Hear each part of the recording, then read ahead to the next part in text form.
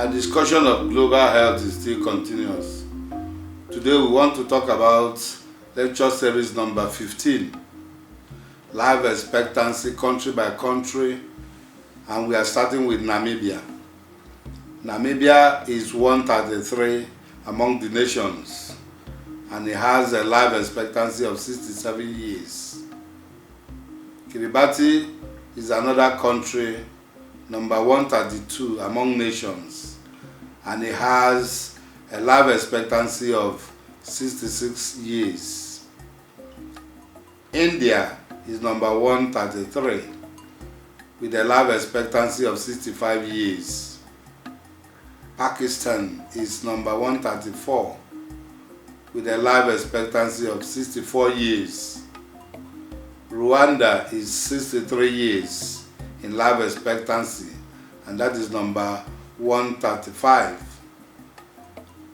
Among the nations, 136 is Senegal.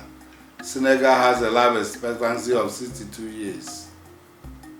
137 among nations, you have Ethiopia, and Ethiopia has a life expectancy of 62 years. 138 among nations is Yemen. Yemen has a life expectancy of 61 years. 139 is Guyana, and Guyana has a life expectancy of 61 years, just like Yemen.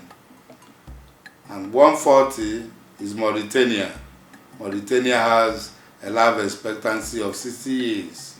These figures are given to us through the World Health Organization, and this is for year 2012. It is possible that some of the countries may have improved a little. It's also possible that some of them would have fallen back. There are social determinants that are controlling these things. Why would somebody be born the same time with you in the same country, and then you have another person born in another country? Why that person is staying up to 90 years, this other person is staying just 30 years or 40 years before exiting or living this life? That is what we are talking about. One of the determinants will be wars. In areas you have a lot of wars, especially the Middle East, around Iran, around Iraq, Syria, the life expectancy is going to be funny, because a lot of people will just be dying anyhow. And that is where even to quantify the life expectancy becomes difficult. So I urge policymakers within countries to ensure that we don't have all these wars going on, raging all over the place. Where there are wars, things are never steady. Where there are wars, they are likely to be messed up places, pollution, scarcity of food, and so on and so forth. And with that kind of problem, with people not being steady, nobody will ensure he will live longer or shorter, even in war environments. So you see people dying carelessly. So war is detrimental to what we are talking about. War is detrimental to global health. War is detrimental to even prevention of whatever we are discussing in terms of health. Apart from wars, you have quality of health care. It is a situation I've always been avoiding, trying to compare the healthcare system in the United States with the healthcare system in Norway, the healthcare system in Denmark, and then the healthcare system in Japan. If you compare these ones with the healthcare system in, say, Nigeria, or the healthcare system in Ghana, Sierra Leone, or the healthcare system in St. Thomas, you see a lot of disparity, a lot of differences. While some people are well catered for, including the use of technology to improve machines and devices in some of these developed countries, the developing ones are suffering because they don't have this kind of equipment. So the quality of healthcare is nothing to write home about in countries like Namibia, countries like India, Senegal, Ethiopia, because if you look at the number of years they are spending on earth and compare the number of years with that people are spending in, say, Monaco or Japan or United States, a great difference. Somebody is living for 89 years and some other person in Ethiopia is living for 62 years. Then it shows that the quality of the healthcare in Ethiopia is very low. So policymakers should also try to work on these things so that we have people living in Ethiopia or Yemen or Guyana living as long as people in the United States or India or even Monaco. You also have another determinant, which is malnutrition. Malnutrition, wherever it is found, is detrimental to health. If you go to places like Chad, places like Niger Republic, and all those drought-stricken places, people are not nourished normally. And where there is malnutrition, you don't expect even those children to grow out of the problem, not to talk of living long. So it's a very serious problem and a serious issue that governments need to take into consideration while designing the health system.